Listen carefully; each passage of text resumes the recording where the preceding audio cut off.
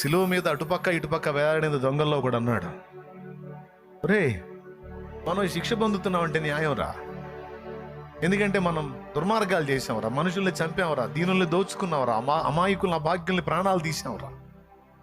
కానీ ఈ నీతిమంతుడు ఏ తప్పు చేయలేదురా. నాకు తెలుసు ఈ నీతిమంతుడు ఏ తప్పు చేయలేదురా.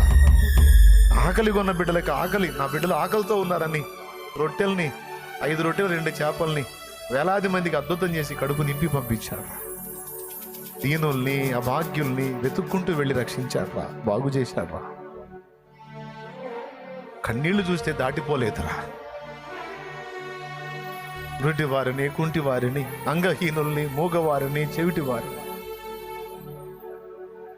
బిడ్డను కోల్పోయిన తల్లి అయ్యో అని రోధిస్తుంటే చచ్చిన బిడ్డని బ్రతికించి ఇచ్చినటువంటి ఎక్కడ ఏ తప్పు చేయలేదు, ఏ దుర్మార్గం చేయలేదు. నీతిమంతుడు రా ఆ సిలువ మీద ఉన్నాడు. ఏ పాపము లేని పరిపూర్ణ పరిశుద్ధుడు రా సిలువ మీద ఎక్కినవాడు.